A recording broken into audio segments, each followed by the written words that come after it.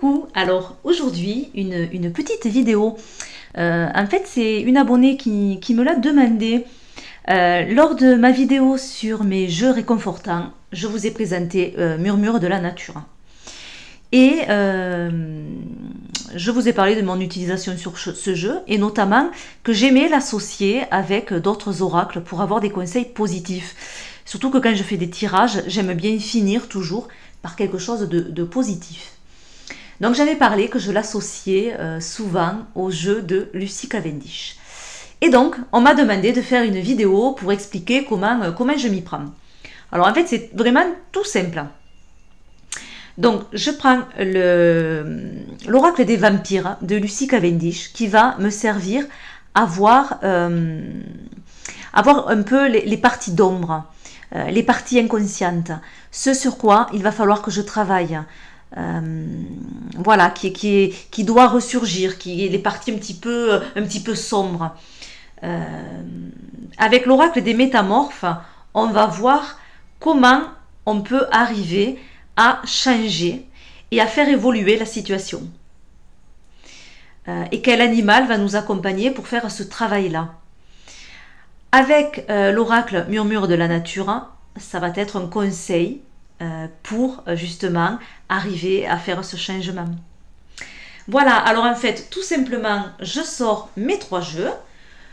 Alors là, je vous montre juste, je ne fais pas vraiment un tirage, hein, donc voilà, vous mélangez bien sûr vos jeux. Vous vous concentrez sur votre part d'ombre, sur votre part inconsciente, sur ce que vous avez à travailler et vous tirez une carte de l'oracle des vampires. Vous faites la même chose avec l'oracle des métamorphes.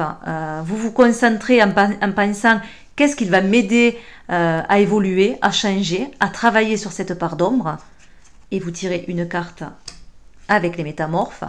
Pareil avec l'oracle des murmures, le conseil donc pour pouvoir faire évoluer cette situation. Alors hop. Voilà, donc vous vous retrouvez avec 3 cartes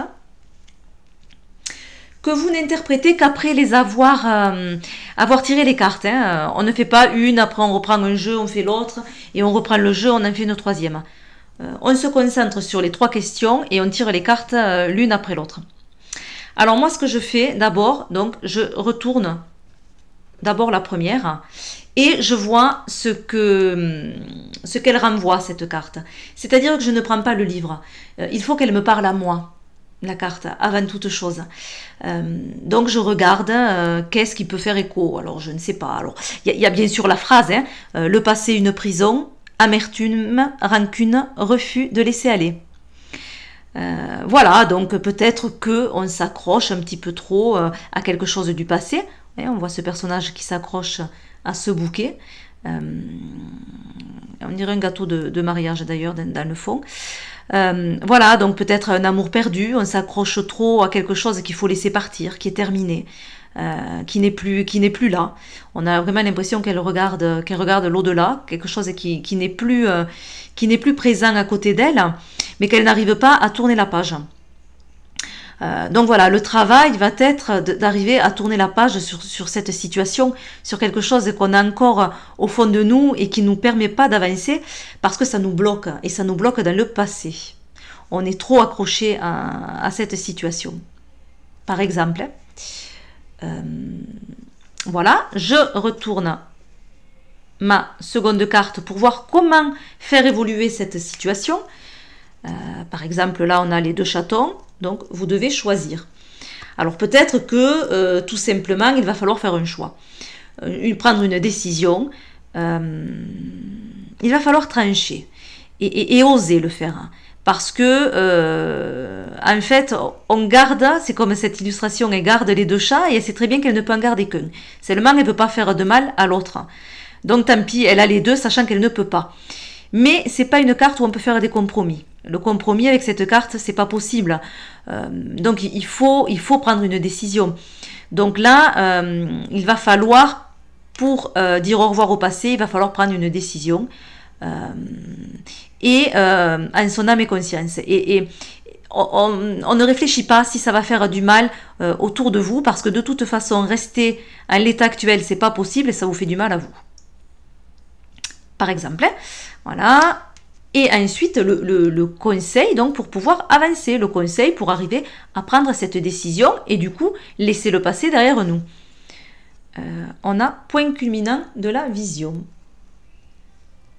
Alors, je regarde ce que cette carte peut me dire. Elle peut me dire qu'il me faut prendre de la hauteur pour voir la situation autrement. Peut-être que si je reste trop terre à terre, trop la tête dedans, je n'arriverai pas à voir ce qu'il faut faire. Donc il me faut peut-être prendre du recul, prendre de la hauteur, du recul.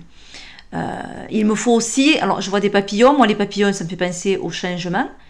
Donc il me faut aussi voir le changement en face et ne pas en avoir peur. Et le suivre, hein, on voit qu'elle le suit du regard, suivre ce changement, suivre l'évolution, c'est une évolution naturelle.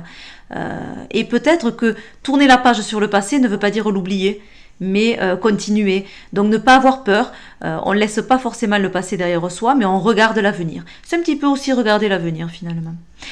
Voilà, une fois que je me suis fait ma petite histoire qui doit coller évidemment avec ce que je vis, à ce moment-là, je peux prendre les livres et regarder ce qu'il y a de noté dans les livres pour voir si ça me parle et s'il y a des choses auxquelles je n'ai pas pensé et qui vont faire écho avec mon histoire. Voilà, mais ça je le fais en second temps. D'abord, important de qu'est-ce que ça me renvoie et dans mon histoire. Voilà, et qu'est-ce que je vois dans l'illustration. Parce que peut-être que celle-là, je vais vous dire, je ne sais même pas ce qu'il y a d'écrit dans le livre. Hein. Ça va être rigolo. Regardez. C'est vraiment ce que j'ai pensé à ce moment-là. Donc, point culminant de la vision. Il est temps d'agir positivement en direction de vos buts et de vos rêves. Soyez flexibles et affinez les détails de vos créations. Réfléchissez à vos souhaits et assurez-vous que votre comportement et vos croyances sont en accord avec ce que vous souhaitez accomplir. Lâchez prise sur tous les aspects et qualités qui ne correspondent plus à votre objectif. Bon, on a cette idée, mais moi voilà, ça a été dit finalement avec mon ressenti, cette idée de suivre son objectif, donc de suivre ses papillons, de suivre cette évolution. Voilà. Voilà tout simplement un petit tirage qui se fait donc avec 3 jeux. Mais ce qui est important, comme je disais dans la vidéo des jeux réconfortants, c'est important de finir toujours par quelque chose de positif, comme dans les tirages psychologiques d'ailleurs. On finit toujours par quelque chose, par un joli conseil. Donc ces cartes Murmure de la nature sont pas mal pour ça. Elles s'associent bien avec les autres oracles. Voilà pour une petite méthode de tirage. Je vous fais plein de gros bisous et puis je vous dis à bientôt pour de nouvelles vidéos. Bye bye.